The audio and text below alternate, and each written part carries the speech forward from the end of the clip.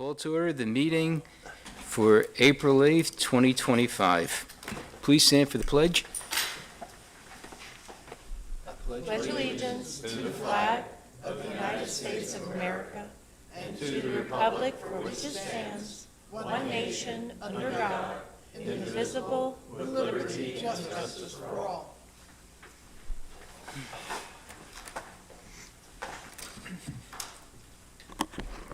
Roll call? Mayor Kurzman, Yes. Vice Mayor Burrell, Yes. Commissioner Fender, Here. Commissioner Mayfield, Here. Commissioner Titicus. Here. All right, we have no proclamations. There's no public comment cards. No, sir. There additions or deletions to the agenda. I think you got All right. one coming. Approval of the agenda. Mayor, Well, before you get there, You- can we pull the Sunshine contract? We'll pull the Sunshine contract, which is 6B. Yeah, there's something that we have to change on it, and I'll have it at the next meeting for you. All right, we'll move it to the next meeting. So can we get an approval for the consent agenda? second. Roll call? Vice Mayor Burrell, Yes. Commissioner Fender, Yes. Commissioner Mayfield, Yes. Commissioner Titicus, Yes. Mayor Kurzman. Yes. And can I make a comment? Commissioner Titicus. I'd just like to say thank you to our attorney, Mr. Torcivia, and Mr. Daniels for the litigation settlement with no cost to the town. Yes. I second that. All right, we're up to number 8, which is public hearing ordinance, the first reading, ordinance number 472, 50% rule. Town Attorney? Thank you, Mr. Mayor. Ordinance number 472 is an ordinance of the Town Commission of the Town of Sewell Point, Florida, amending Chapter 50, Buildings and Building Regulations, Article 5, Permits, Section 50-86, Permit Applications, Section 50-88, issuing permits and adding Section 50-114, flood zone requirements to establish a 36-month rolling time frame for home improvements exceeding 50% of a home's value to ensure compliance with FEMA's substantial improvement rule, providing for applicability, enforcement, and penalties, providing for severability, repeal of laws and conflict codification, and an effective date. All right, do we have any commission comments on this? Commissioner Titicus. Yeah, I do, and because they are detailed, I took the liberty of writing them out, and I also made enough comments, or enough copies for the public. So, Mr. Tercivi, if you'd take one, pass those to April. Thank you.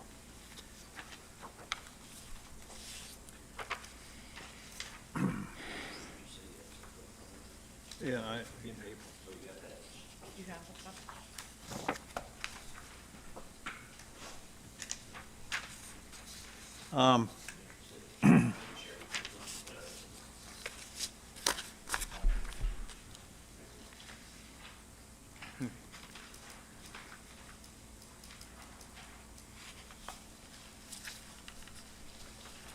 Are you passing, is he passing that down, or is that just for? I think it's just for the, Oh, I thought he was passing down a document, I'm sorry. Oh, oh, it's down here. What's that? Oh, I'm sorry. It's, okay, He's hoarding them. okay, I just, Just say, I'll give you mine. thank you. should be one there for I got it. Mr. Daniels, too. Okay. Well, I don't think that this ordinance goes far enough for a couple reasons. And forgive me if I read this because it's a little technical, but the 8th edition of the Florida Building Code, which was adopted in 2023, addresses elevation requirements. And And it says building and structures erected within a coastal hazard, high hazard area in coastal zone A shall be elevated so the bottom of the lowest horizontal structure supporting the lowest floor, with the exceptions of piling, pile caps, et cetera, must be 1 foot above the base flood elevation. And then FEMA, in May of 2021, divided coastal zone A into a high-risk coastal A and coastal zone AE. And the line of demarcation was called a LIMWA, which is basically the limit of moderate wave action. So west of the LIMWA was the base elevation +1. East of the line was base elevation +3. And East Sewell's Point falls in the coastal AE zone. And FEMA recognized the protection that the peninsula is afforded by Hutchinson Island. The ordinance that was written does not recognize insurance mandated upgrades in the rolling 36 months. And I think that these should be excluded from the calculation, because it's kind of a catch-22. If your insurance company mandates that you do certain things in order to prepare for a hurricane, and you do them, and that takes you over the 50% rule, you won't get a permit. And if you don't get a permit and you don't do the insurance upgrades, then you are basically not going to have insurance. So the homeowner is caught in a dilemma: no insurance, or no permit. And and the ordinance says our community has a number of homes that are impacted by this issue, including the one home that the town owns, which is at 72 South Sewell's Point Road. So I'm recommending a couple things.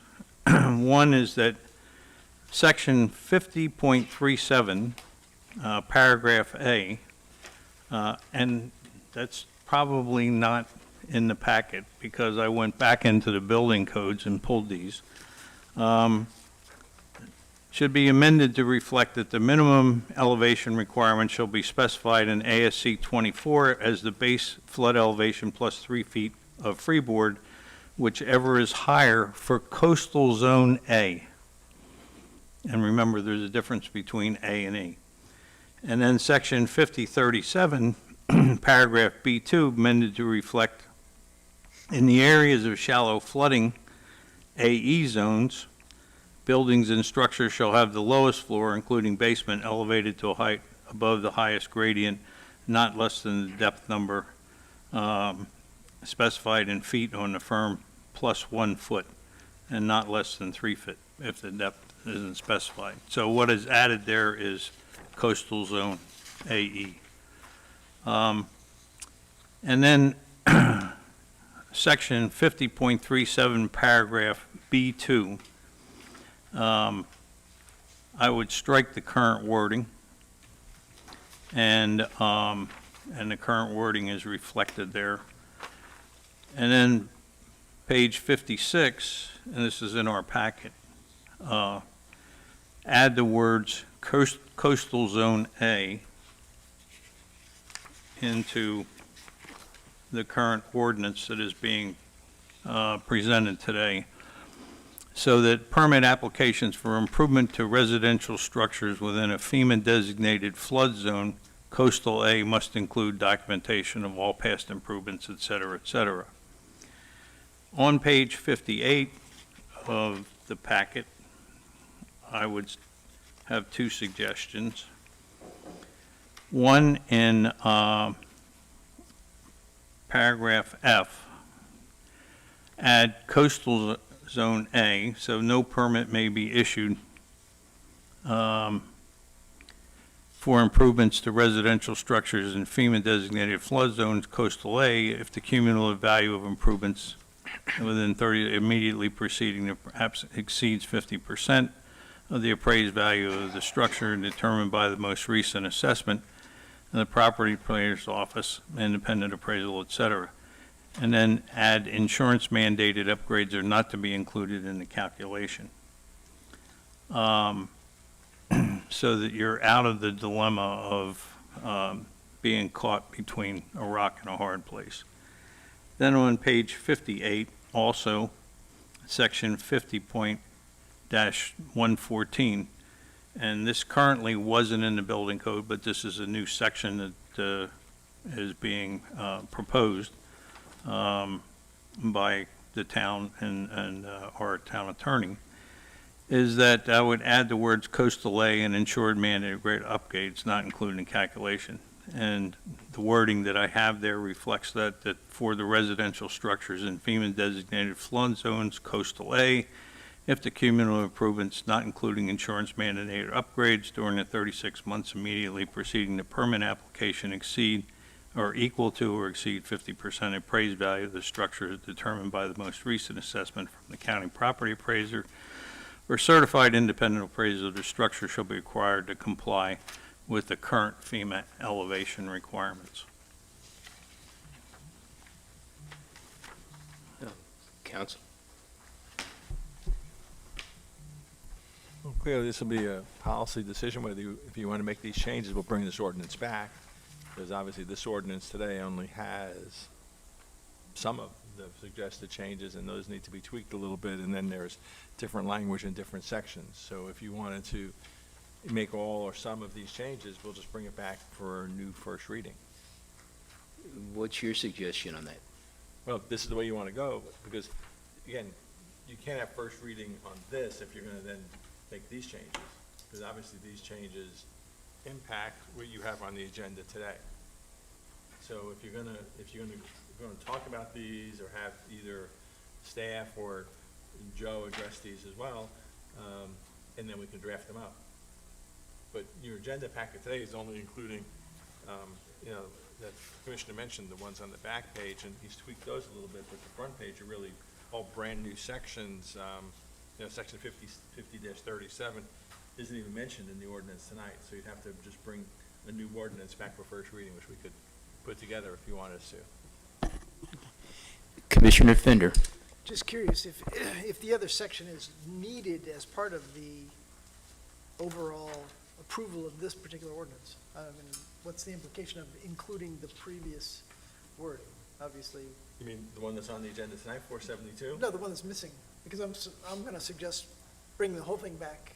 Right, that's what I'm suggesting too. If you're gonna do this, bring the whole thing back. Don't do it piecemeal. Yeah. Don't take a couple of pieces tonight and then in Yeah. a couple of weeks bring back a revision to what you're just approving tonight. That seems to just be a waste of your time.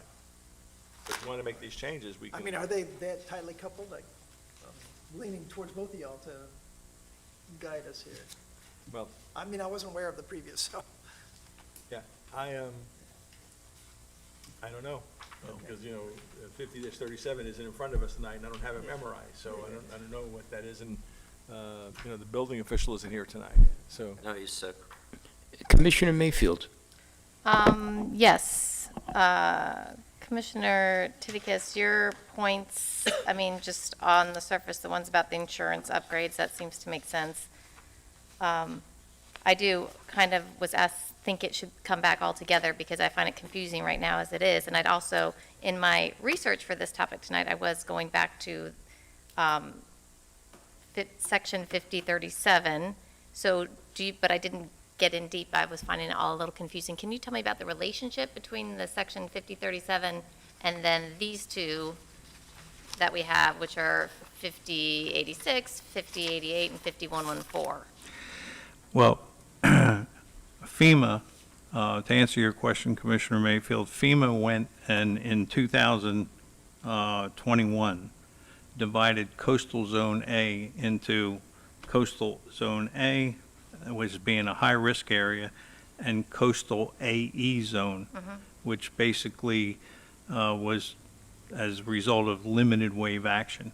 And so Section 5037 basically reflects that it should be 3 feet of elevation above the base flood elevation of 3 feet. And all I'm saying, by adding for coastal zone A, recognizes the delineation that FEMA adopted back in 2021. Okay, And so then the ones we're looking at today, 5088 and 5114, are the ones where the coastal A thing is referenced again or something, and that's why you're talking about those? Yes, ma'am. Okay. Yeah, I would recommend it be brought back so we can look at it all at once, because it's hard for me to think of 5037 when I'm not looking at it. Yeah, right now, it's just piecemeal, so I agree. We need to have it come back. And Commissioner Titikus, your light was on as well. I was just going to respond to, why was 5037 in there? Commissioner Burrell? What are Vice the Mayor. insurance implications on this? I mean, I remember when this thing was first brought to the commission a while ago, we made it 3 feet because we anticipated some wave action and things changing in the future. Now, what's going to happen when things do change? Do we have to go back and rewrite another ordinance? I mean, that's, because I know one of the reasons we did it was for insurance, is so we could keep a discount. Commissioner Titikus? Well, I just, if Florida Building Code changes, and if FEMA regs change, then yes, we'll have to go back and we'll have to adjust our ordinances. so how does it hurt people to keep their property at 3 feet? The issue is the fact that we have properties that are at base flood elevation 1 foot. And I would point to a number of properties that are along South Sewell's Point Road and North Sewell's Point Road that are on both the east and west side, that are the older homes and that were built with a base flood elevation of 1 foot. And this came up because one of our residents approached me and said, my insurance company is telling me that I have to do these things. And so he went for a permit. Our building official told him, this is going to exceed 50% of the appraised value of the house, not going to give you a permit. And so then we brought it to Mr. Daniels, and there were several. Let me just ask you this. Why would that change? Why would that Yeah, change? how would that change? Basically, And what's your, okay. Basically, what would happen is if, by them being in base flood elevation of 1 foot, that 50% rule doesn't apply to them, I don't believe, or maybe I'm,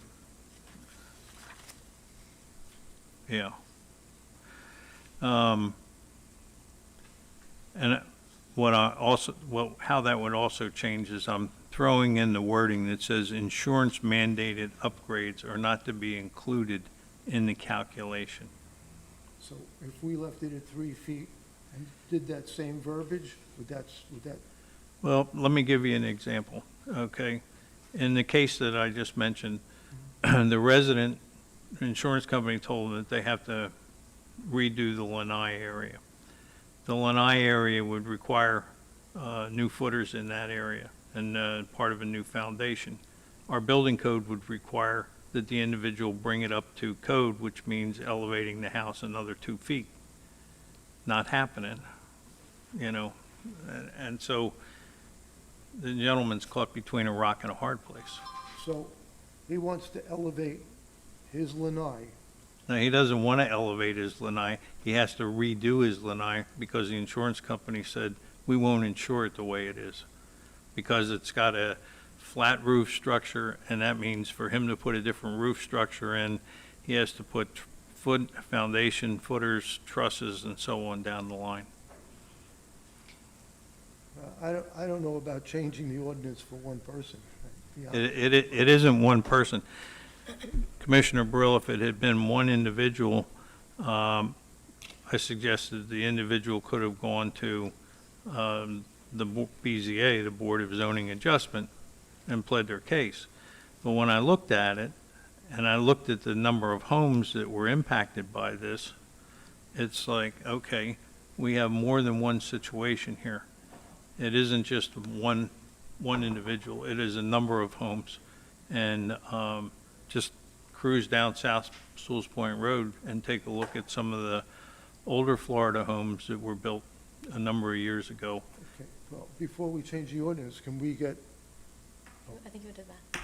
okay, can we get a study from Joe, taking a look at that and telling us exactly how many houses are affected? Sure, I don't have a problem with that. And, you know, just so that supports the ordinance change. Right. I estimated that there were between 12 and 15. Okay, Just eyeballing it, but I don't have a calibrated eyeball like Mr. Capper does. how do you know? Yeah, I think, I may not have that eyeball you think I have, but just so you know, we have been taking finished floors on most of the homes along South Sewell's Point Road for the drainage study, so I have their actual elevations. So we don't have to guess at it, just so you know. So that, how many would you estimate that we have, Joe? Just a guesstimate. You're not going to hold your feet to the fire on I this. couldn't tell you, because I am. there's quite a few of them that are below what I mean, you know we're raising the road, of course. We like to keep about 1.5 feet between the finished floor and that road elevation. And what I'm seeing in the newer sections are phase now 2. There's a lot of homes that don't meet that criteria, so even when we raise it. So I'm just telling you, there are a number of homes, like you said, it could be 15, it could be 20, I don't know for sure, but we'll see when I look at the numbers. I haven't studied it for the reason you're talking about, but I'm just telling you I have the elevation, so that'll be helpful. So, let me ask you while you're up there, what do you think of changing this? Since you're raising the road and we're changing the elevation and the wave action and everything else?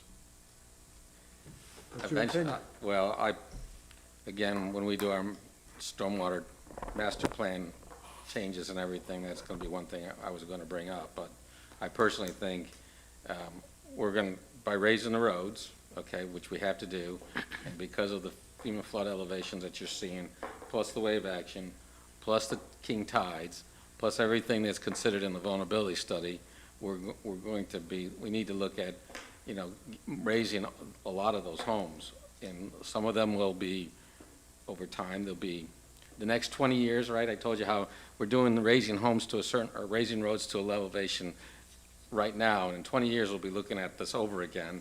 And hopefully, a lot of those homes will already been taken down or raised, because they're gonna have to, because we're gonna need to keep raising the roads as well as the houses, so.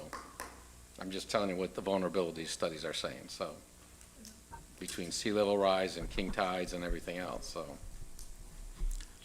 Commissioner Fender. Just to dumb this down a little bit for guys like me, we're talking about elevations between 1 and 3 feet on the east side of the road you're elevating, right? So your concern is that you are seeing houses that are going to be, the base floor is going to be below the height of the road you're elevating, after it's elevated. No, they're still gonna be below, first of all, the homes are still gonna be above the new road elevation, okay? Okay, But they're not gonna have 1.5 feet. okay. There may They're gonna be be a within foot, a they foot may and a be half less than delta. that, okay? And I'm just talking about the finished floor of the home, not the garages, because some of the garages are probably gonna be a little less than, over the front. They're gonna be higher than the road, of course, but they're, maybe 6 inches. So the point is you would normally want about 1.5 feet in that elevation difference. Well, I was And you're not leading gonna you get to, that. to clarify that, to ask the question. Your base thesis would be, I'd like to see these houses be higher, higher if possible. And your thesis on this ordinance change is to allow them to get permits to do work without having to raise the houses at all. I'm just, so I understand. The answer to your question is yes. However, I also agree with Mr. Capper from the standpoint that as a home is replaced, and this is not the way our current ordinance is written, it's not addressed here, but I believe that any new construction in coastal zone AE, which is inside the Limois area, ought to be elevated. East of the road. As East oppo- of South Sewell's Point Road. Yeah, and, well, east and west, as opposed to, now we allow fill. And I think, We don't allow fill. That's wrong. We do allow fill. Yeah, but we shouldn't. No, no, no, No, it was there's- in ordinance 404 that goes to 421. It says we don't allow, no fill is allowed on hazard. What's allowed? Pylons, Pass through? pylons, that's it. Yes, you have to raise the No house. fill. Yeah. There are houses going up that are Well, being that's built on wrong. fill. They shouldn't be going up. Well, They're that's a right. whole other story there, Vinnie, but, or Commissioner Burrell. Well, you brought it up, so I'm just tossing it out there. Okay. There And were, again, to the point, the changes for this reading that we'll probably wait for the next pass is to allow homeowners to get permits without raising. Yeah, the limiter that came in is the 50% rule. Okay. And so all I'm saying is, let's recognize that there's a difference between coastal zone A, it's been split by FEMA, and the coastal A and coastal AE. The homes that are on South Sewell's Point Road, east and west, North Sewell's Point Road, east and west, Lower elevation homes. are at the base flood elevation plus 1 foot. And right now, they've, they're in a bind. They're between a rock and a hard place. And so, They're in a bind because they cannot get a permit without having to raise their home. correct. Yeah. I'm done. And I think I'm going to ask the, I guess, the engineer, town manager, whoever could respond to this. Now, from what I understand, is if the house doesn't comply, and let's say they want to sell their house, we've given them 3 years, but what happens if at year number 4, they want to go ahead and sell their house, and they want to renovate their kitchen, they want to put in new bathrooms, and they want to do a roof? I don't know if they could do this. Am I correct or incorrect on that then, because of FEMA? 50%. Not the way our current ordinance is, because there is no allocation for waiting 3 years in our ordinance. That's why we brought this forward, because it's really a disservice to our residents. We're allowed to offer them a period of time, and some jurisdictions have it 2 years, some have it 1, some have it 3. And most of them are around the 3-year mark, where it's a rolling 36 months. So if, say, you replaced your roof in 2025, and 2026, you put in storm windows, and maybe in 2026, you've now reached the 50% level of improvements to your home.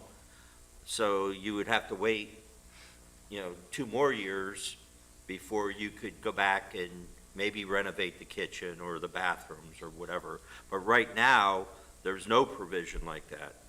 And I know, under previous situations and building officials, it was probably interpreted differently, but right now, we don't have that. So seeing that, that's why we brought this forward. And just my other opinion is, I don't think we're going to get any less sea level. I think we're going to have more. And why FEMA has made changes that they made, I don't know. But we have to look at the decisions that we make under the studies that we've done, like the vulnerability study, and take the appropriate action. If we change the ordinance and 10 homes are built, and then 3 years from now, when FEMA changes it again, we go back and change it, those homes are always going to be that way. So, until such time that somebody renovates those. So, again, I don't have a dog in the fight. I just want to make sure that you have all of that information, and that's why, I thought it was important at least to bring the 36-month part in, but, we can wait to another meeting to put the whole package together. And just the other issue, I don't know about the legality, and I haven't had a chance to talk to Glenn about adding to the 50% rule that, insurance requirements. I don't think we can do that legally. I think because as much as I had a chance to research this afternoon, the the 50% rule, I don't see any, exemption in there because your insurance company tells you, you need a roof or you need storm windows. So, my assumption would be, and again, I'm not an insurance guy either, but, you would probably fall into Citizens where, if you can't get insurance anywhere else, you get insurance through Citizens on the state system. But that's just an assumption. Do you want to offer anything on the Yeah, I mean, insurance? yeah, good point. I haven't had a chance to look at that either, but, to put in their insurance requirement, I'll look at whether that creates uncertainty. I understand the point that you want to comply with your insurance requirements, but I guess if the 50% rule, and if you're doing 40% and the insurance company says you got to do this, this, and this, you're at 80%, is that still okay? So you're really changing the 50% rule to a 70 or 80% rule then? I mean, Which, but I've not looked at all about this first I've heard of the insurances tonight, so I haven't had a chance to process that. Yeah, this is very involved. It's not just a simple little document. Good research, I'll say Yes, that. Very good. yeah, Commissioner Titikus, great job in doing this research, I gotta tell you. Thank you. Could I make a comment? I think another way of addressing Mr. Daniels' issue is for we could say for existing homes, that, new homes have to meet whatever the requirements are. If they've got to be up on pilings, they got to be up on pilings. But for existing structures, they would fall under what I'm suggesting tonight. Because, we have some folks that are, as I said earlier, between a rock and a hard place. Yes. Commissioner Mayfield. Yes, this is a good topic. I think the whole 50% discussion, the insurance thing sounds reasonable to me, like I said, but the whole, is the 50% cumulative? Is that written anywhere? I tried to ask the town manager, like if you're doing a bunch of small ones versus one big one, is it code, is it in county code? That's how you said it was, in your practice, it's been a cumulative, but I kind of thought maybe it was just like you do one. If it's not written in code anywhere, who's to say you just don't do one and then 6 months later you apply and you start fresh? Like, where is that, the cumulative Right, versus the that- fresh is something I don't know either. So, in that topic, I think that we should bring it back, because I would like to think about it more, because I don't feel very super confident in the topic, and bring it back with more backup, maybe an easy-to-read flood map that shows the A and the change, and maybe an easy-to-understand background of the topic, and maybe the changes that FEMA has made, and then the code changes that we've done to any of the codes, because I know that we talked about 5037 a couple of years ago, 2021 and 2022. That came up, because I remember talking about it, and I think that would be great if we got it back as a topic for another meeting with a lot of background, so we could really prepare. And then, that's my, but the 36-month thing the 3-year thing sounds reasonable, the insurance thing sounds reasonable. I just need to have it all together in a better package to fully understand it and make any decisions. Does that require a motion? I don't think so. I think you can, I think going back to what Glenn advised us at the very beginning, you make the changes in the title of which sections you're going to affect, you have to start it from scratch. So we can just take that as a consensus and. Yeah, why don't we start it from scratch and rebuild it and bring it back another meeting? again, I don't know, what the only problem that I have with it is in the future. So I want everybody to think about that. That's the thing for us in Sewell's Point, is flooding. So that's, again, think about that before you change it to 1 foot. Just keep it in mind that it should be 3 feet, at least 3 feet. And the new homes, again, our ordinance for 4-21 is something like that, 4,404 says it has to be pylons. We allowed fill because it was a mistake. I think, oh, excuse me, I was going to add. I was going to say, I think those ordinances are that 5037. I think that's what we did back in like 2021. So if we bring all that back, then we can understand it and know it better. So, I mean, just because we made a mistake on those homes doesn't mean it's right. Yeah, we should eliminate fill dirt, period, throughout all buildings throughout Sewell's Point, because there's no benefit for fill dirt for the people who live next door to a house that has fill dirt, no matter where it's being built. It usually creates flooding, but that's something else we got to revisit. Well, that's what we're talking about right here. But, yeah, I'm not talking the flood zone, I'm talking all across, whether you're up on the river over Again, there. that's what we're talking Yes. about here. All across. Yeah. So, Can we have that for the next agenda too, eliminating fill dirt in Sewell's Point on all homes being built? well, Yeah. it's in there. It's in, the ordinance was, that's the 408 ordinance, I believe. 404408-21 or something like that. But I know it says that you can't use filth, that you need to use pylons in flood hazard areas.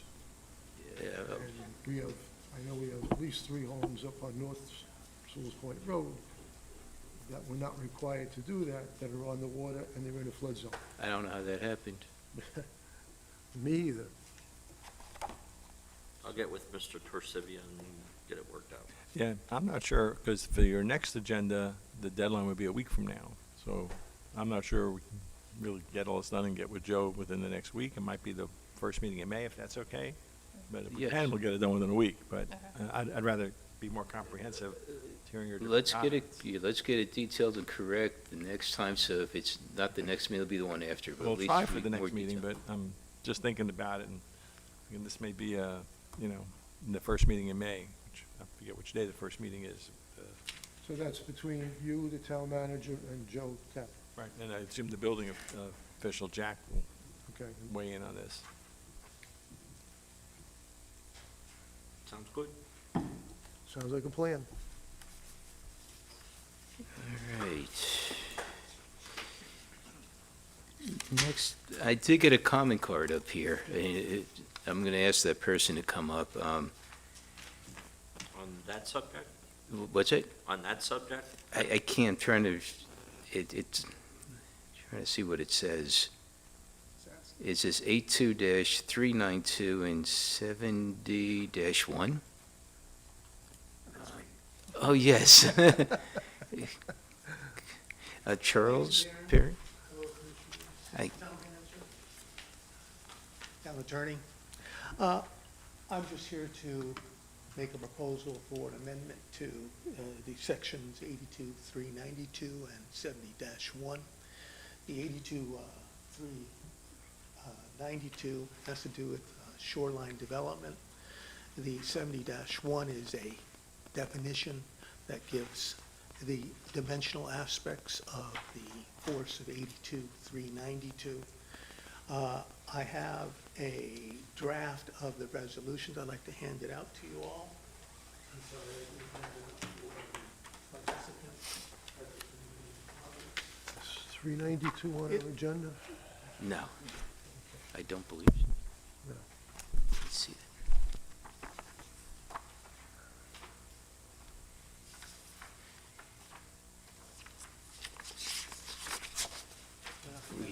Okay, here, you, one more. Coming down. No, no, you, this is it. Here's another one. Yeah. I think we need another one. I think we need one more. That's okay. Tom, Andrew, you can have mine. That's okay. Hold on to it. We can share.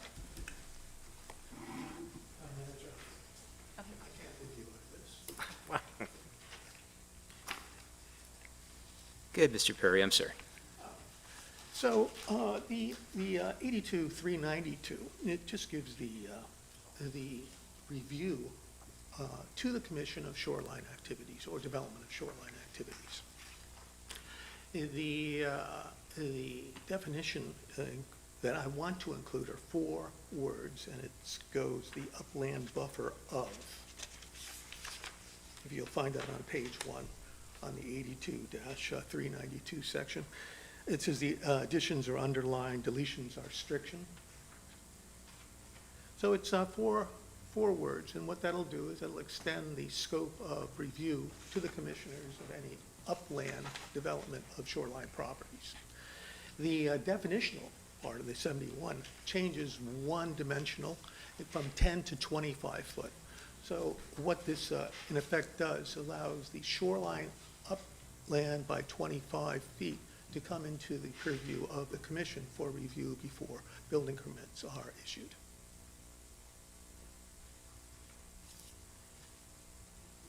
I just asked Yeah. that you review the proposal and act accordingly. All right. Thank you. Thank you, Mr. Perry. Pretty interesting. Yeah. All right, now we have resolutions. Resolution number 586, general fund loan. Town clerk, can you please read the resolution? Resolution of the Town Commission of the Town of Sewell Point, Florida, approving the transfer amount not to exceed $1,500,000 from the town's general fund reserves to the Capital Improvement Fund to provide needed funding for the South Sewell Point Road Resiliency Project and/or septic to sewer project, providing for reimbursement of the general fund reserves, providing for conflict severability, an effective date, and for other purposes.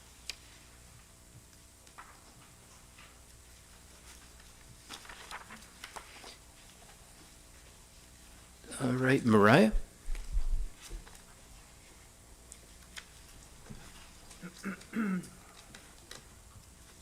Good evening, Mayor and Commissioners.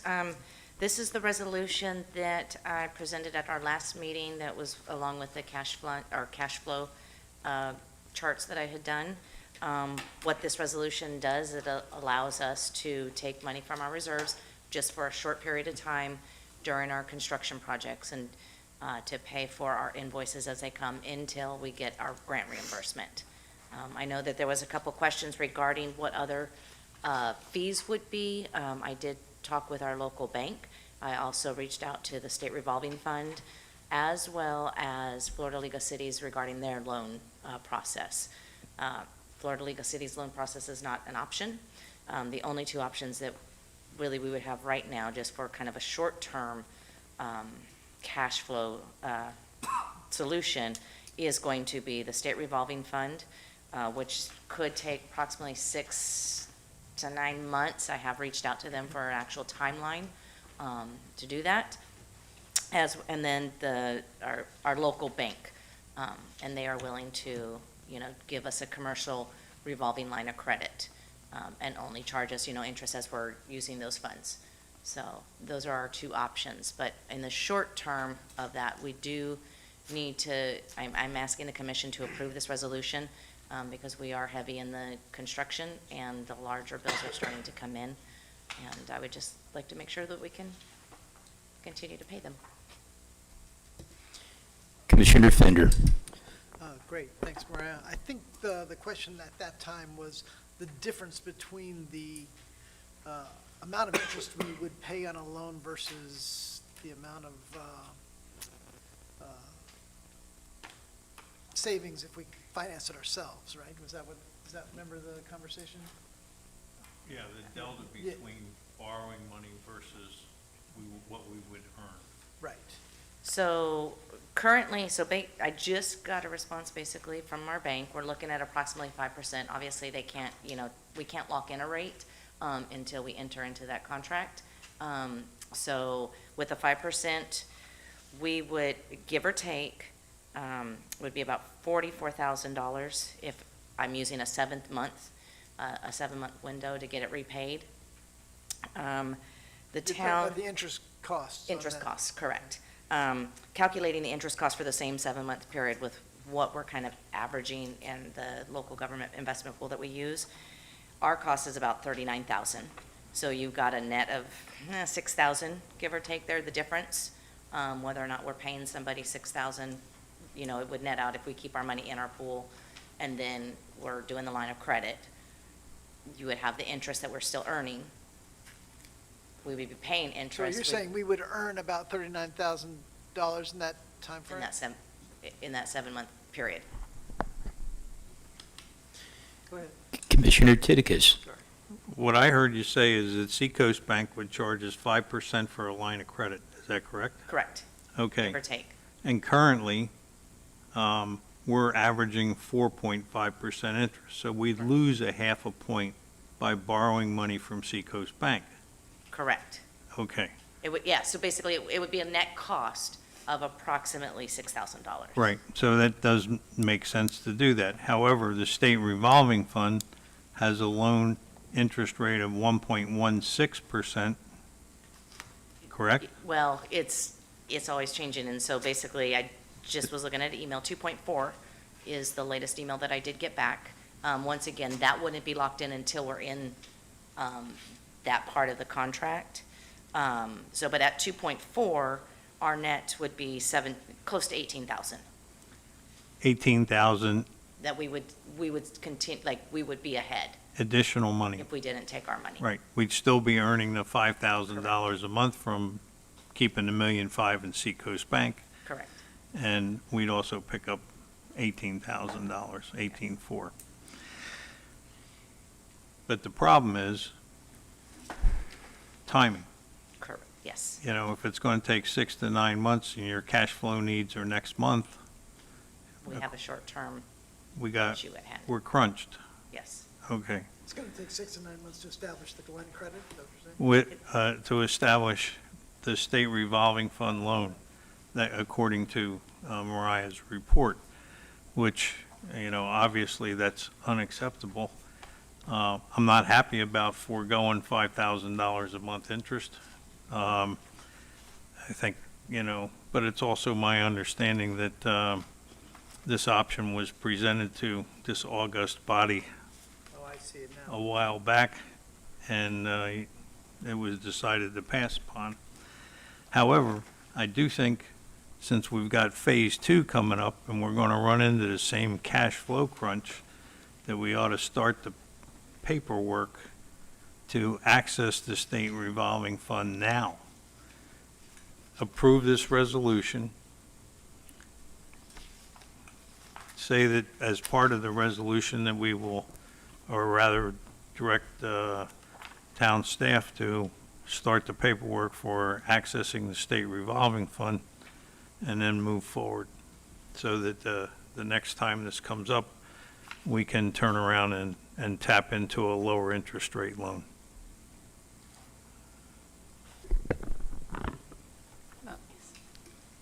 Commissioner Mayfield. I feel like we asked this question in the past, but for the state revolving fund, once you apply, how long is that good for? Or like, if you don't, like, when are you locked? How committed are you at any point in time? Like, what? It's, so, from the last time that the town went forward, I think they were allowing us to go an additional, like, 12 months. Okay. You know, before they were like, okay, are you guys gonna take it or not? Yeah.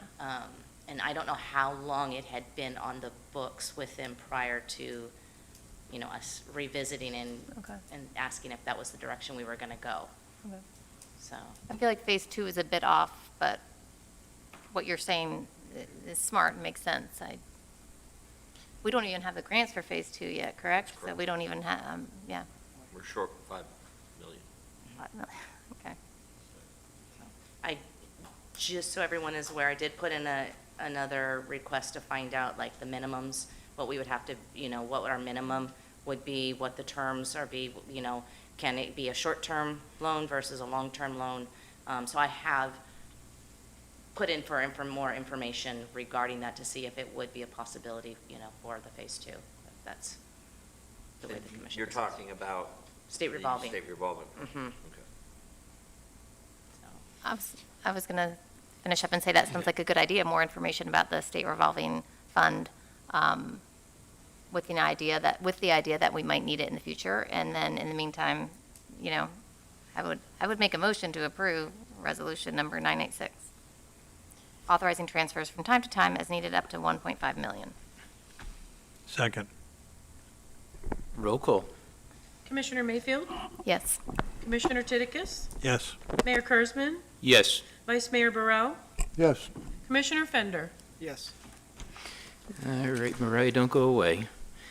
Okay, the next would be strategic funding plan, I'm thinking we're up to now. But before we get off that topic, Yes. can I take that as, let's look further into the state revolving fund and then report back at the next meeting? Okay. Thank you. All right, I guess that's going to be it. That's going to be it. Okay. Thank you. All right.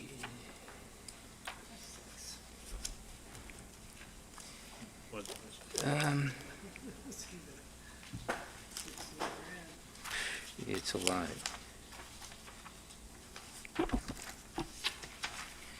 All right, new business, strategic funding proposal. Town manager?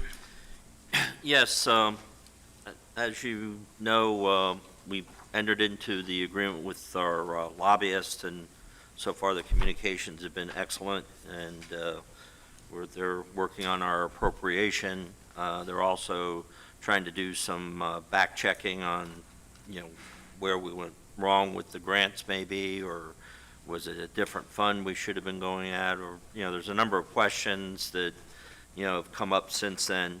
But another avenue came up of a firm that does a strategic funding proposal, basically, and it kind of goes through the whole history of the town and financially, and it's kind of a little bit of a PR piece too, and I think that's something that, we might want to look at moving forward, especially with appropriations. I know it would be very interesting for our local delegation to get, but, and at the same time, look at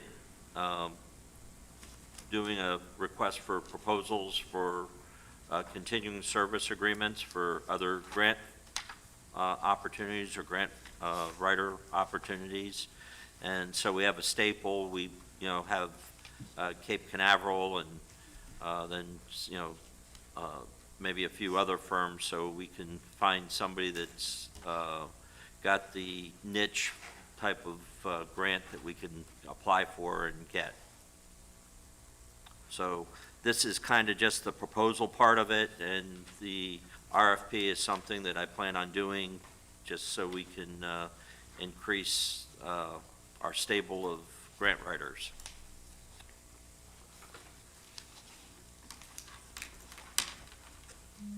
Any questions? Commissioner Fender? This, OVIT, is that the group Yes. that we are contracted with as of last meeting? No. OVIT, That's Capital City is the Capital City. lobbyists. This is a separate group that they had supplied the information. They're also in Tallahassee, and, What's again. the pricing of this? That's $20,000 for the proposal. Can you tell them they have a typo on page 70 of their beautiful brochure, missing the word help? Okay? That ought to be worth a $5,000. that's right there. Mayor, Thanks, Frank. I have a quick question. Yes, I'm sorry, No, Commissioner no, it's Nathan. just a quick question. So in order, you had talked about doing the request for proposals for grant writing, and so for this company at least, for them to do any grant writing, they require this strategic funding plan? They do, but Right, not that's just for necessarily them. does everybody, Correct. right? Just for them. Do we know what our lobbyists think of this group, since they're both in Tallahassee? They Okay. both have suggested, looking at this group. They're not telling us to do anything, but, they said that they're very active up in the Tallahassee area. My last question, is this kind of strategic funding plan, which doesn't sound like a bad idea, but yet also sounds a little like it could be just, I don't, do a lot, is this normal? Is this what a lot of companies do? No, this is kind of a different approach to it, Okay. which, usually when you're doing grants, you want to have something that makes you stand out a little bit, and I kind of thought that, but, I, They also charge 5,000 a grant once you're in with them, so it's Yeah. going to be a lot oh, cheaper. yeah, there is a charge, Well, like any I other see, grant I see writer. 175 an hour. Where's the 5,000 a grant? On Is the that what, same- I think it's the top number, isn't it? I thought that was the project, or I'm Yeah, sorry, that the was the- plan. That's the strategic funding plan. And then it says a grant writing and support. What they do on the grants, because every grant's a little bit different, but their take on grants is to, and again, we're not hiring them as a grant, I just want to, we have to go through an RFP process and so forth, so, but their process is, before they do any of the grant work, they have a not-to-exceed number, and that's basically between 5 and 9,000. So, Per- per grant. per grant. So, but they give you that not-to-exceed number, and they don't go over it. So- Okay, I said the other one was my last question, but it wasn't. Here is my last one. Can we see an example of what this plan looks like for another one, or do we not? Yes, it's proprietary, and I haven't Okay. had the opportunity to get it out Okay. to each commissioner, but I plan on meeting with you all, take a look at it, and if you feel better until you get a chance to take a look at it, I would. I'm all for tabling this to the next meeting. so. Yeah, when I did meet with the lobbyists, when I was in Tallahassee, they did mention that this firm is they're very good at writing grants, and they know the way around Tallahassee where a lot of our money is going to be going, or coming from. And they came highly recommended on that. I know they mentioned it, and they go, it's our decision, but they said it'll probably save you money on the grant writing in the long run. Because after the initial setup fee, you're looking like Bob said, 5 to 9,000 per grant. It's going to be in that range. At least we know we're not going to get bills beyond that, and we know where we stand, so there's no unpredictabilities, which is we need stability, I think. Okay. And that's one of the advantages. Vice Mayor? So we will have two grant writers on At least two. at least two. And what's that going to be in total cost? Well, For each both- grant writer is a little different, so Okay. you What are we wouldn't paying- have more than one grant writer per grant. So we'd still be hiring them, just as our current arrangement is with Amy, where they get hired per grant. Yeah. Okay, so we're paying Amy per grant? That's And what is, basic, and what has been the average cost so far? For the grant itself, Yeah, for the grants that have been written? Mariah, is there an average for the grants themselves? Because I heard 13,000, but I don't know if that's a correct number. I don't have the average off the top. I do know in the contract it's 0 to 80 hours and the hourly rate. So, I do know how much we've spent currently to date. So there was 4 grants and then the appropriations. And I think it was close to 70. How much? 70, 70,000 so far? yes. That included the appropriation and 4 grants. Okay, and how many grants have we received for $70,000? None of the. Well, the appropriation's still in play, Yeah. but the grants, we weren't successful in any of the 4. So it still costs us $70,000. Which is, you're approaching like I'm in the wrong 18 business. Every grant writer charges an upfront charge, so You're looking at about 17,500 per grant. If you're looking at it, which I feel going this other direction will save us money. We're still, but won't we still have Amy as the grant writer, even if we go with the other company? it's, it's actually gonna be up to me who we wanna go with, but, that's why I think if we had like 2 or 3 different grant writers and, we can shop a grant and say, okay, who's going to give us the best deal on writing this grant? And we don't have to give them any other money other than what they, Correct. okay. Thank you.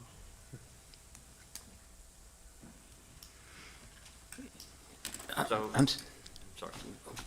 okay. Commissioner Titicus. Couple things. I mean, I wasn't sitting on the commission at the time, I don't believe, but I was sitting in the audience, and when we hired Ms. Adams and Mr. Capper. So we have two grant writers out there that, you know, and now we're looking for a third grant writer. So my question was, are we dissatisfied with both of our current grant writers? And, you know, number one.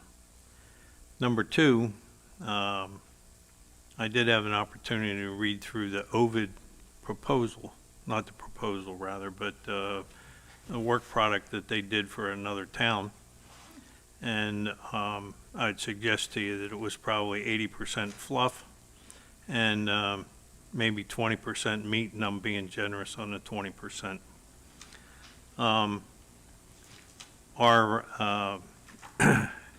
We have a town planning committee outlined in our charter, and the town manager has articulated in his report that by demonstrating that the project is part of something larger and has community buy-in is why we should go with Ovid. I would suggest to you that what we do if we want community buy-in is we utilize our town planning committee in order to lay out these projects. And then, after they have done that, then perhaps if we need somebody with expertise to come in and say, these are the resources available that will plug into what your town needs, then we consider moving in that direction at that point in time.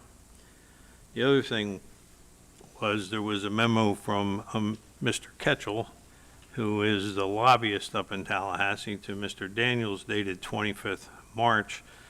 And it says, assuming the legislature funds these grants, the cycle begins in a few months, so we have another bite at the apple soon. So I think we ought to begin the process now in terms of identifying, A, what we want to apply for in the way of grants, and then B, they need to come before this commission for review prior to submittal. And so I would suggest that we defer doing anything with Ovid at this point in time, and the commission gives serious consideration to establishing a town planning committee and let them get to work on it. I don't know about that, but what I do know is I don't want a grant writer that's going to charge us to get on the telephone and charge me 1 hour because they spoke with an aide for John Snyder, and I'm paying $188 when they spoke for 10 minutes, according when you speak to an aide. So that's where I have a real problem. I don't want to be charged. I don't want to go by somebody's word that they spoke to somebody for a certain period of time. I just want to be able to get a structure where we're going in and we're going to have a grant, and this is what it's going to cost us. If you have to go spend 5 minutes or 10 minutes on a phone with an aide for somebody in our assembly or an aide for a state senator, I don't expect to be billed over and over. You already got paid $5,000 to write the grant, or $8,000 or $9,000, whatever it is. That's a lot of money, no matter how you look at it. I'm not looking to pay another $8,000 or $9,000 to have somebody go on the phone. When you want something done, you pick up a phone and you say, any news on the grant? That's the end of it. It shouldn't have to be an endless production, and that's what I feel we've been getting. And, you know, I'm still much happier when we had Chloe. Chloe's no longer with us because she produced, and I was very happy at that time. And, you know, there's an expression, show me the money, and we haven't seen the money since Chloe left. And I feel the communication, when I call somebody, if I want a question, or somebody comes to a groundbreaking, I don't want to see it on a bill if you get an invitation. And that's where I had a problem. And, you know, I'm not an ATM for any company. And I know if I call Glenn, I have a question, I don't get billed. If I have a question for Joe, I'm not getting billed if it's just a quick question. And there's a lot of things which there are problems with sometimes. If somebody's going to be fair, I'm going to be fair. If somebody's not going to be fair, I want to go out, I'm looking out for the town. This town, their money is like, I'm treating it like it's my own, even better, because a lot of people entrusted me with the town's money, which is our taxpayer money. I'm not going to go out and, you know, have anybody take advantage of it. I'm watching the till very closely, and I want to do what I think is in the best interest of the town, and my heart lies with that, and I want to be able to get more of a flat rate. I don't want to guess, and I want to hear that somebody made phone calls and they're charging me to make a phone call. I have a hard time with that. Commissioner Mayfield, I'm so sorry. Oh, that's okay. First, on the, excuse me, on the topic of the request for proposals, I think the idea of having a couple, you know, even up to 3 grant writers in the arsenal, when that's the way we pay for our projects, the only way we can get them done, I think that makes sense. And grant writers that you only pay per grant with the, you know, town manager's approval. So I am definitely for getting some requests for proposal. Ovid could be a great company, but I would like to see the example of, I would like to see other options besides just Ovid, and I'd like to see the strategic funding plan, because right now it's just a vague thing, and 20,000 is a lot of money to pay for something I can't even quite picture what it's going to look like. And so I like the idea of more, you know, looking at the proposals with Ovid included, with an example of their strategic funding plan. And then to Commissioner Titicus's point about the planning committee, I know this has come up before, and I'm going to go back to what I've said about it before. You know, I think of other local governments with the planning committee. I think of the LPA, land planning, and so I'm not sure exactly what you say in term. I mean, planning is a very generic term. You could make that anything, plan for trip. So I don't really know what you mean, and these are big decisions and big subjects, so I'm very cautious about just, let's get a committee when I'm not even sure what we're planning for, and I don't have another example of another committee in our local government. If you could point me to them, and then I could look to their meetings, because we're not talking about land planning here, we're talking about grants and stuff, which seems more like the day-to-day staff business than like, so I would like more input on that to be on board with something like that. I don't quite understand how that would work. Yeah, I was on a planning board, as I mentioned before, for a good number of years, and that was mainly for like homes and businesses that were being built, or adjustments that were done, design of homes and stuff like that, what would fit into what project, how we hold water. That's pretty much what we did as a planning board. It had nothing to do with anything else. That was the definition of a planning board back then. It was like permitting homes to build. That's what we would do. Commissioner Burrell, Vice Mayor Burrell, I'm sorry. That's okay, I'm still a commissioner. As far as the planning board is concerned, the only problem I have with that is, first of all, it takes time for them to come out with an answer for us. So if we need an answer right away, we can't go to a planning board and ask them to sit down and hash it out for us. We're the planning board as far as I'm concerned. We make the decisions on how much money we spend and where we spend it. The planning board can offer us something, but I don't think it would be anything that we would put a definite saying, okay, come back to us with an answer, now we have to wait 3 months. So that's the only reason why I wouldn't suggest a planning committee or a planning board. As far as the having 3 doing RFPs, I'm in favor of that, rather than spend the $20,000, as Commissioner Mayfield said. So I'll make a motion that we put out RFPs for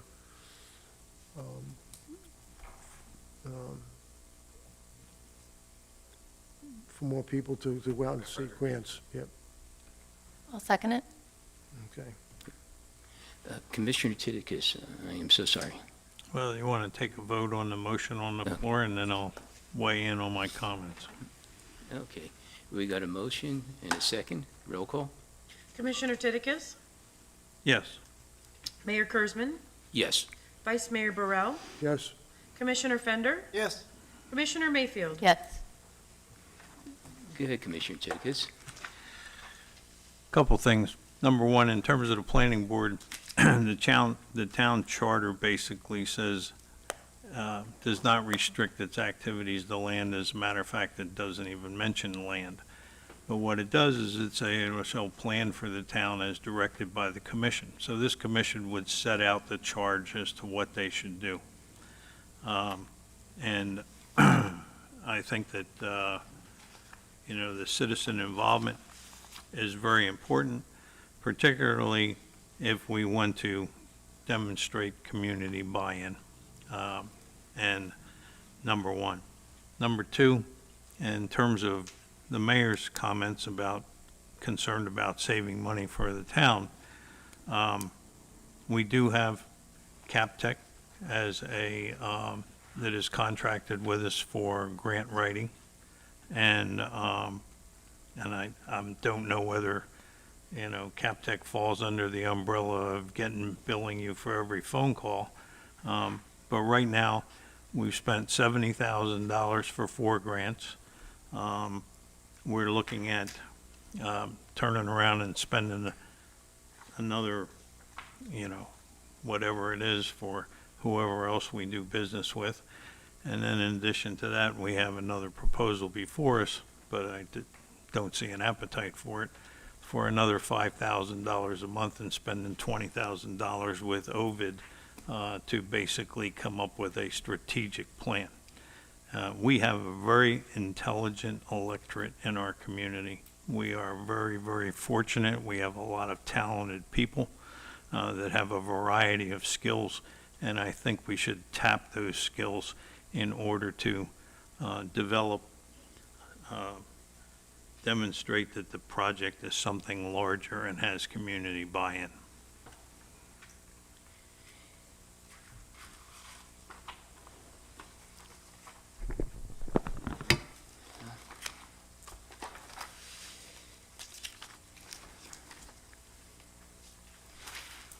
The only thing is I wouldn't want, it's not that I don't have the confidence in the community, but to go in and have somebody from the community start writing grants, if somebody has that experience, we'd love to hear from them and we could see what they've done. But these are people that do this full-time for a living.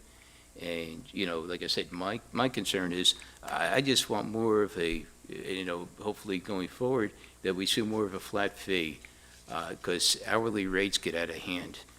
When we brought Cape Canaveral in, I thought we were going to pay $8,000 to $9,000 per grant. I didn't realize that it would be plus, plus, plus, and that kind of, after we had Chloe, I don't believe we were paying by the hour. It was just, she wrote the grant, we got the grant. And it was just, and she did all the follow-up and everything. We tried to hire as a lobbyist, that didn't work out as well. But, I'm trying to we could plan better. When somebody starts charging us by the hour, you're no longer in that budget. You've thrown off your budget. I want to get a fixed cost, if we could do that, so we know more where we're going to be and where we're going to go and what we have, without creating a mess into what we're doing. And go ahead, Town Manager, I'm so sorry. Just to set the record straight, Chloe was paid $5,000 a month on a retainer. So it was a different arrangement at the time. And part of that, she was to be lobbying Tallahassee, and the other part was the grant writing part.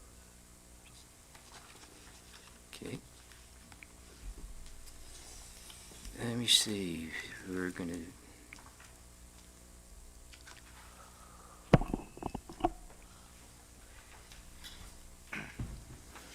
discussion? Okay, town maintenance stormwater system, town manager. And I'll call up our town engineer to go through the stormwater maintenance issues. Good evening, Commissioners. Based on the request of Commissioner Tudakis, I put together some information on maintenance, and I tried to not only consider stormwater, I know that was somewhat the request. I also decided, well, let's talk about all the things that we maintain, mainly from an infrastructure standpoint, because that's what I deal with for you, okay? So I put together what we have been doing and some items that we need to be improving upon, and obviously some things changed over the time. So I just want you to know I prepared this memo to just kind of give you a status. From a stormwater maintenance aspect, we basically, we have a continuing service contract with Sunshine Land Design. They basically are responsible to us whenever we need any type of work done on our infrastructure.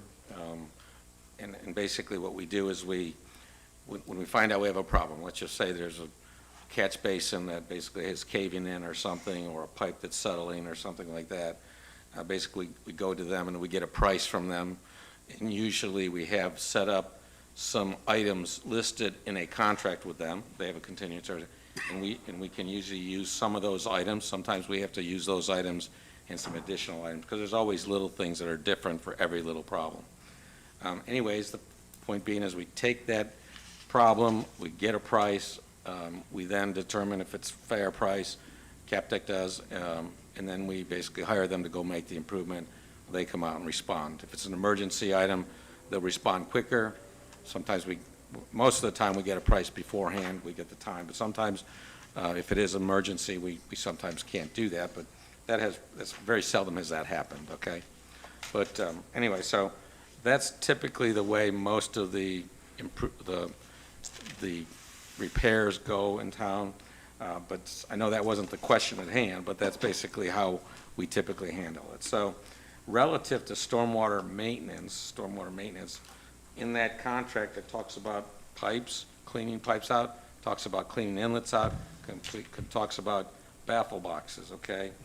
And it also talks about different things with structures and outfalls and stormwater treatment areas. So bottom line, we have a map. That map talks about us cleaning out those structures, inlets and baffle boxes. We do that once a year before hurricane season, and we follow that map. The map is broken down. It's in your packet. It's a much bigger map, but basically we break it down into, most of the time when it comes to stormwater problems that need maintenance, they're along the low-lying areas, and that would be South Sewell's Point Road, North Sewell's Point Road. And basically, in those areas, once a year before hurricane season, we clean those structures out. Okay, so that's typically the way that happens. And then what we do is, you know, we have structures all throughout the town, right? So we basically take, and every year, we do the low-lying areas, and we do about a third of the other structures, so we can basically go through it. And so it's about a 3-year cycle that we pretty much look at. That's for stormwater. The other thing that we basically need to understand is sometimes when we get into cleaning out stormwater systems, we don't go clean out all the pipes, okay? Because most of the structures are set up where the debris and so forth is captured in the inlet, okay? So that's why we clean that structure out. But sometimes those fill up. We might get back-to-back storms. For one reason or another, we have to clean the pipes out, and we go to Sunshine again and say we need now you to clean out the pipes, and so that's another cost that we also get an estimate for to clean out. Anyways, we try to do all that for stormwater before the hurricane season. As you probably know, sometimes during the year we might get some storms, and we have to go clean out things. We've had some of those storms are not just related about vegetation that falls into our catch basins. You know, the catch basins are in the roadways, right? sometimes, that's typically where it is, but we also have structures at the outfalls that fill up with sand, right? Because wave action pulls sand in and out, and it'll fill up those structures. So sometimes we have to go clean those structures out more than once a year, okay? So that, but again, everything we try to do is clean everything out before the hurricane season, relative to stormwater management. During that area, that period of time, we do monitor them, CapTech, just to make sure they are performing the service. And basically, if there is debris in structures, one of the things we have is a MS4 permit. You're supposed to keep track of how much debris you take out of the structure and stockpile it. At this point, we basically have them take that material, measure it, and take it off-site, and they dispose of it, the agents. Normally, again, this is done by Sunshine Land Design. The other thing you should know is most storms that come through, it might happen some afternoon, it might happen overnight. Actually, Jeff and sometimes some of the chief's people look through and look at structures to just see if there's debris on top of the structure, and they clean them off. So I want you to know it's kind of it's not just us using Sunshine. We do rely on the staff that you have to go around town and see some of these items, and they let us know that there's a problem. So I just want to let you know, we don't have just one person always going around. It's a team effort by your whole staff to helps us with that. I'm sure actually Bob goes out there on times. I know the chief goes out there and sees them, so they let us know if there's a problem. Again, most of that maintenance has happened by the Sunshine Land Design. We currently have one contractor. We could have multiple contractors, so that may be something we will do in the future. That's up to you, so that if one contractor is too busy, we got somebody else to do it. But at the current time, we've been using one contractor. I will tell you, believe it or not, there's a limited number of contractors in the Treasure Coast. They're all really busy, but also we rely on this group to do a variety of different things. They'll do vegetation, they'll do cutting trees, they'll do stormwater, they'll do roadway, they'll do just about anything that we need. So my point is it's probably more important that we have multiple firms, but also multiple firms that can perform multiple duties, okay? So that's one thing to look at. But this contract's been out there for a while, so we know we need to rebid it, so that's number 2 on your list. And we will add to that list of items, as I told you before, we normally have a list of items that they give us a unit price for. Just as you can imagine, when you ask a unit price for something that happens on occasion and they have to respond, so we have to kind of put a performance spec in there and says, you will respond within 24 hours and you will do this. And then, so of course they put a price in there that's usually it's not usually the cheapest price that you're going to get, but it's usually, and we check it before we hire them, of course, to just make sure. So usually we'll get 2 or 3 bidders on these contracts. That's number 2. Number 3 is electrical system maintenance. One of the things that, as we've gotten into stormwater retrofits and improvements, you know, most of our outfalls have besides a control structure that needs to be cleaned out on occasion, but we also have pumps, and right now we currently just have the pumps in phase 1 that are being used, but we also have pumps in phase 2 and 3. Those will all have pump systems. And on top of that, we usually provide 1 generator for each of those phases, okay? And that currently sits in Town Hall, but that has to stay at a certain location where it's accessible to a 500-year storm, and then we move it on site and that's how we handle the generators. But those generators, as you may know, do require maintenance, and they need to be operated monthly. And so currently, Bob has gone with a firm that does monthly maintenance of the generator, and that's Intercoastal Generators is who does that. Turning on the pumps and turning them off, we do exercise them once a month to make sure they're working when we need them. As you know, Tree City landscaping and retention areas all need to be maintained.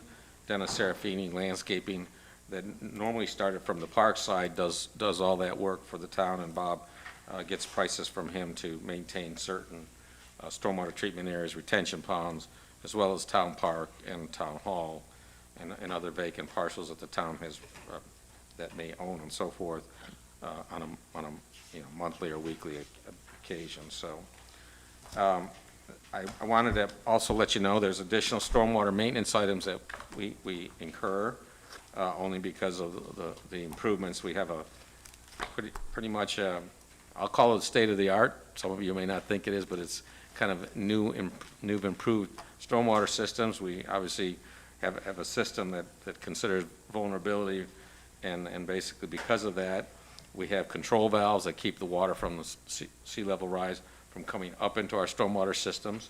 Those are called, in our case, we've been using AwayPro control valves.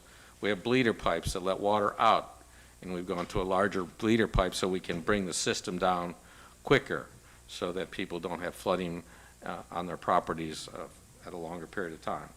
Anyways, so those things, the bleeder pipes need to be cleaned out on occasions, or just make sure they're cleaned out. The AwayPro valves have to make sure they open and close properly.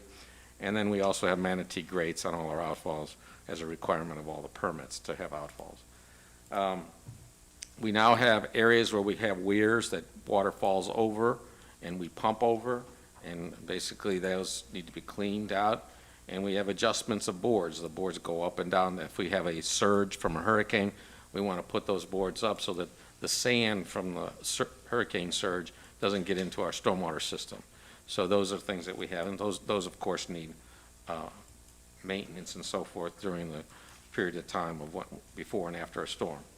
I talked about each one of these electrical, whether it's pump systems or so forth, have a panel, and those need to be maintained.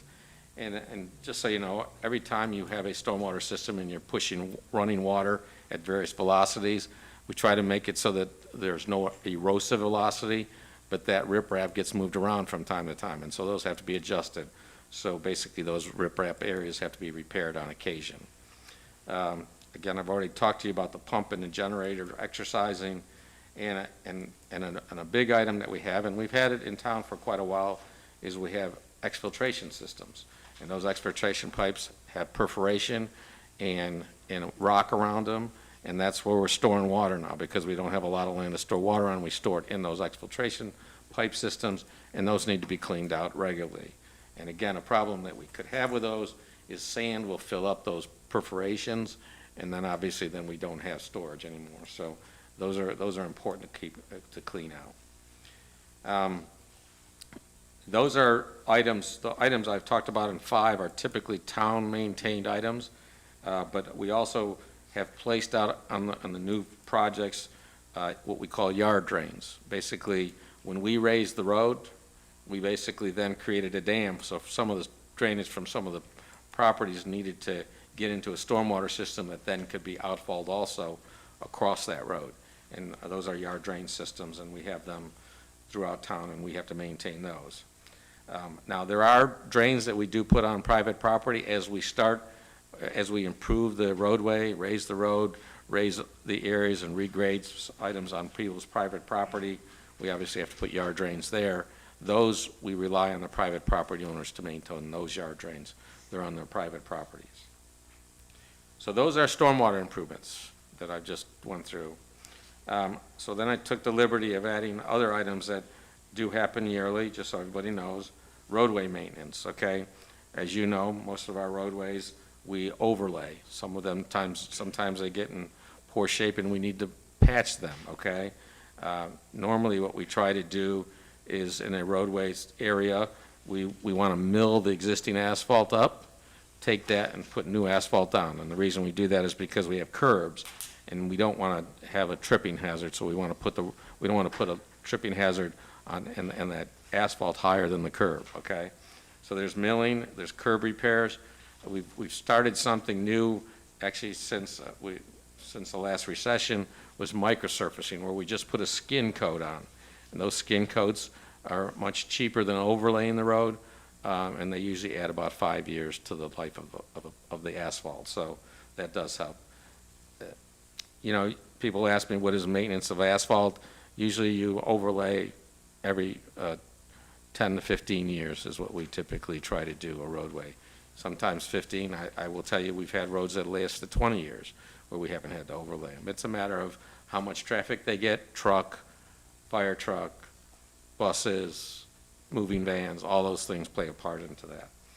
Anyways, that's overlay and patching.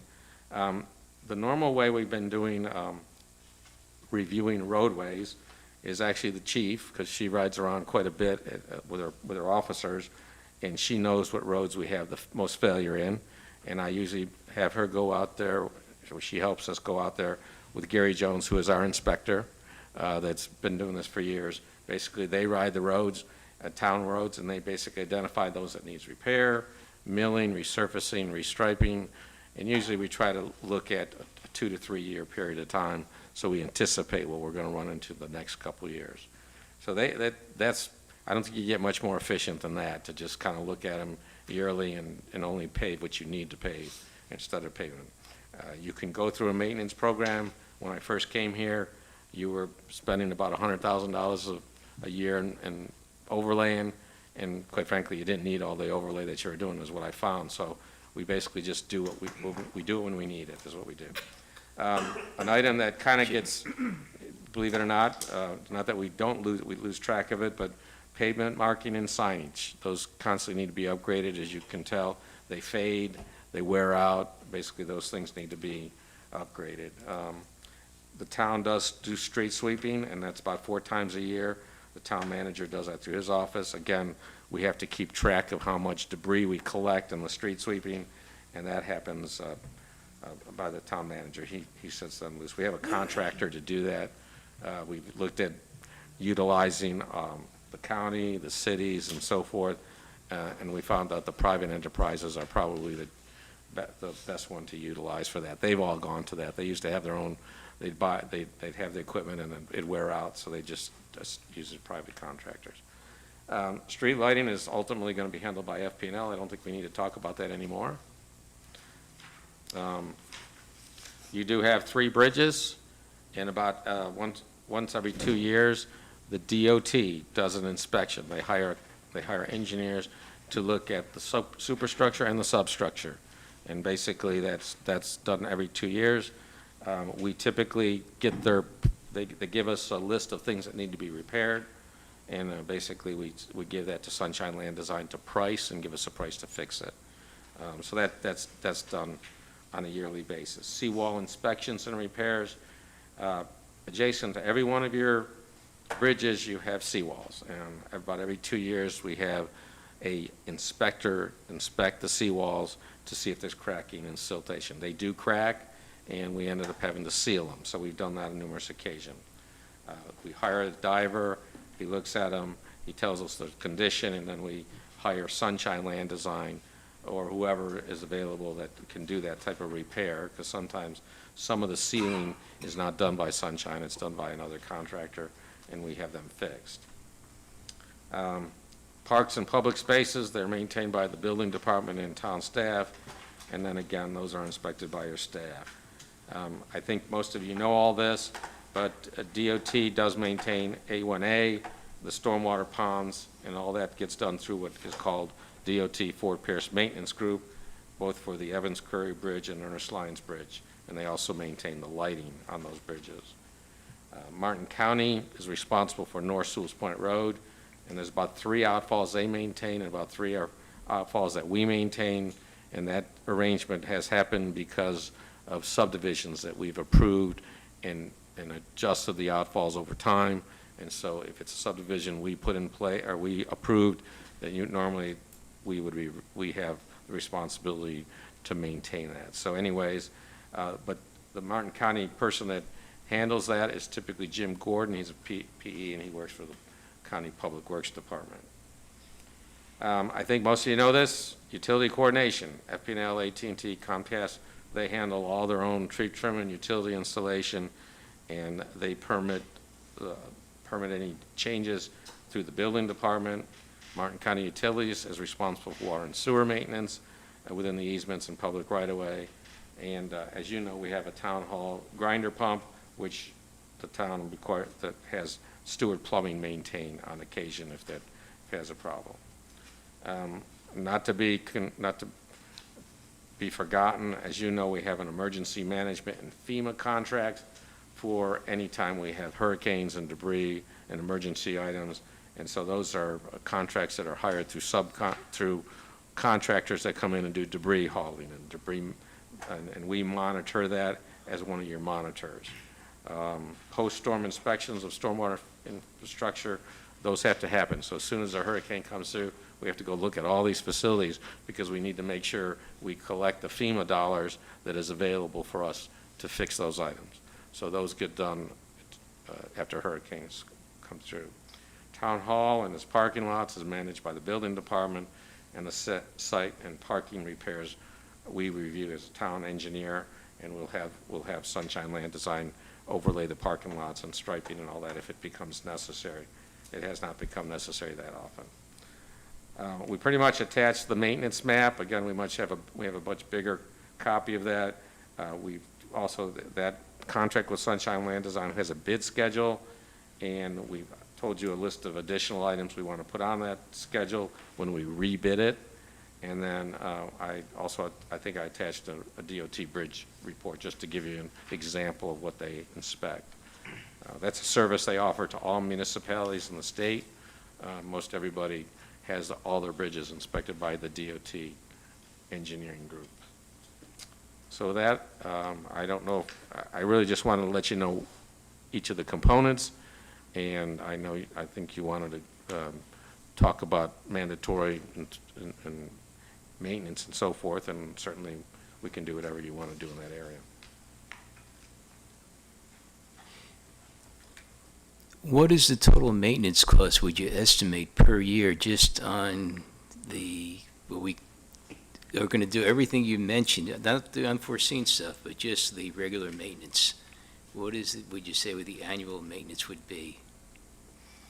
That is a loaded question. I mean, I can tell you that when we do some of the stormwater clean out, meaning the inlets and so forth, we probably spend 25 grand to that, and to 35 grand in that area on average, but that doesn't cover all the rest of the stuff.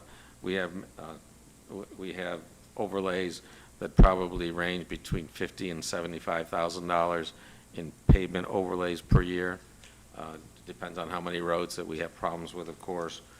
So that's generally what we've been spending in those two areas. If you notice, I did do a cost estimate. In '21, I projected that you could be, with all the maintenance and pipe repairs that you could have, which is a little difficult to tell you a price on that now, because now we're going through all our drainage systems, right, and replacing them as we made these improvements, right? But basically, I came up with a number close to $600,000 is what you could spend per year on maintenance and having money set aside for all this. That was in '21. I did that. And kind of projected it out. So we haven't been spending that much, I will tell you, but we pretty much could be spending that much with all the different infrastructure you have. Thank you, Joe.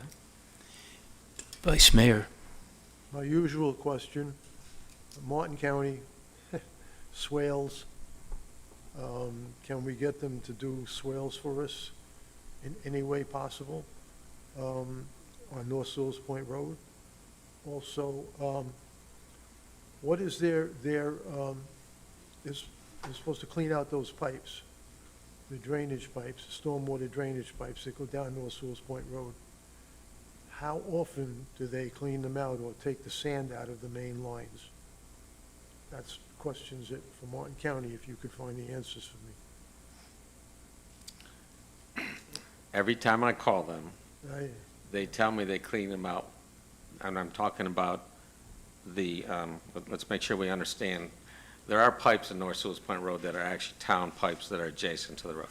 They will do the ones that are as you probably recall, we put in the sidewalk system, and they put in the curbing and the roadway, and this was back in the 90s, okay? And there's inlets on the west side of the road, and they have pipes that go in and out of them. And they go to the outfall at Captain's Cove and all that. They clean that out, they tell me, once a year. they clean the pipes out in the inlets. They do the same thing we do. They clean out the inlets and the baffle boxes and so forth that are theirs, and if they see that they need to clean the pipes out, they clean the pipes. Example, last year, there was a settlement of one close to Captain's Cove. They repaired that, but they keep their eye on those items, but their clean out is about once a year. As far as swale work, I don't know of any specific improvement or maintenance program they have on the roadside swales. On the outfalls that they maintain, they do clean those out, but I don't know of any specific maintenance program they have on swales. They have been called in on occasion to clean out the swales when we see a problem, and they do that basically on us commenting and calling them on that. So I don't know if they have a standard program on that issue, to answer your question. But I'm talking about the main line that goes down North Sewell's Point Road. That's the one I'm concerned about. Do they clean that out once a year, or just the side pipes? I'm concerned about getting the sand out of those main lines that go down North Sewell's Point Road. They clean out with the pipe, they clean out the inlets, okay? If they see that the pipe is full, they'll clean that out, and the main line, okay? But I think and maybe I'm not answering your question, but on the east side of the road, there were swells. Remember that? Right. When we did them in the 90s, that kind of disappeared in a lot of cases. In some cases, they're there, but I don't know of any specific maintenance program they have on that swell on the east side, but they clean the pipes out and the pipe inlets out on a yearly basis. That's all I know that they do for sure. I know I didn't answer your question by the way you're looking at me, but, so, if you want, I will call Jim Gordon, but I know he does send them out there once a year to clean out the inlets. I don't know about that swell line. I have not heard from him about cleaning the swells out on a regular basis. Okay. Thank you. Commissioner Titicus. I'd like to thank you for putting this together. It's a very comprehensive list of what we have to do. And, not to be well, I always look for the contingencies, and so I would ask the town manager, Mr. Daniels, to develop a policy and procedure in terms of how this takes place, so that should Mr. Capra and Mr. Daniels be riding up to Tallahassee and get in an accident, that somebody could turn around and pick up the ball and say, okay, here's how we do it in Sewell's Point. This is the frequency that we do it. And, take this list that Mr. Capra has prepared and the maps that go along with it, as well as, who has to be contracted with. But thank you for the comprehensive list. I appreciate it. You're welcome. Any other comments? All right. I think we go on to staff comments. We were notified this week that DEP is going to be doing an audit of our NPDES, or MS4 as it's called. Basically, all the outfall lines and the work that's being done, any of the dewatering situations that we have where they're installing pipes and have to remove the water out of the sand so they can get in and put the pipe in. And that's going to be on May the 6th. So will be a day that will probably be tied up with the auditors. They do check our files for the items that Joe had mentioned, the types of debris that's removed out of our system, and the actual weight or volume of those items. So they want to make sure that we did it all. They want to check our campaign on illicit discharges that might be, we have material that's in the lobby and also on the website about that. So, those are the type of things that they do, and they do audit you from like every 5 years or so, and our 5 years are up. So, and that's happening May 6th. Other than that, I just need some direction if you want any on the presentation in reference to section 82, 382, and 70-1.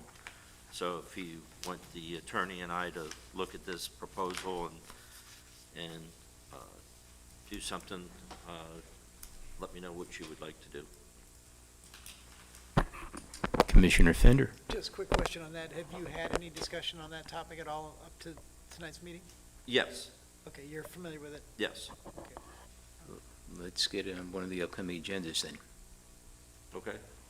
Is that, I mean, I'll take a little, since you've had, I haven't had the involvement, but since you have, is that yes. what you would like us to have? you Well, do? this is basically the 7 Morgan Yeah. issue that's, that Chuck and Ally have made mention of to, I think, everyone on the commission, pretty much. So, so I'm well aware of it, and if you give us the go-ahead, I'll get with Glenn and, make it happen. Yeah, I'm good with it. Just a question on, I wrote it here somewhere, bear with me. On the 70-1 that Mr. Fry presented, he referenced shoreline and coming back 25 feet from the shoreline as opposed to 10 feet. That has, when you're looking at this, would you develop the definition or come up with the definition of shoreline? Is it mean high water, low water, low tide? I mean, anyway. Well, I think it's from the mean high water mark, which usually shows up on a survey. I know in this particular property, it shows up, on the survey, and so it's 25 feet from that part. And also in our ordinance, it deals on properties that are along the river, the actual west or riverside property edge becomes that mean high water mark. So, which I found interesting in our code, because we all know that can change depending on, the tides and, sea level and so forth. So I guess, once it's said, I guess when you do build a house on those type of particular properties, that it's kind of etched in stone from that period and so forth, I guess, until you go to tear down a house and rebuild. But, so there might be other issues we might have to clarify in the code, but I think this is pretty basic, what Chuck has supplied to you. All right, commissioner comments. Oh, I just have a question. On our website, we can go in and get permits online and do all of that stuff. But we can't request an inspection or to close out your permit.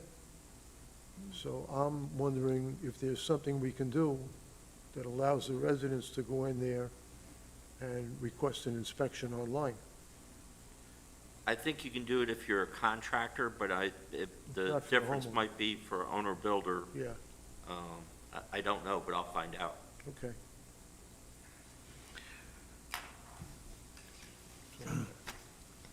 Commissioner Titikus. Yeah, this kind of came up on, I was on the consent agenda where the budget agenda was put out. So, Yeah, I would, normally, or what has been the practice in the past, is that there is an hour designated for a budget workshop. And then after that, there's a commission meeting. And, it's normally, the budget package is normally 25 to 27 pages long. and not quite sure an hour is enough time to be able to go through the budget, answer any questions from the public and so on down the line. So I spoke with Mr. Daniels earlier, and he suggested that, and perhaps you could put it better, Bob, in terms of building some flexibility in. Well, I think if we did the workshop before the meeting and started it at 5, and then just as part of the agenda for the regular commission meeting, just put the start time of that meeting would be, either 5 or 10 minutes after the workshop ends. So, we might not have a specific drop dead time where we have to stop, because I think if you're in the middle of a discussion, you want to have that opportunity, or vice versa, if you finished up earlier on the workshop and you could start your meeting earlier then too.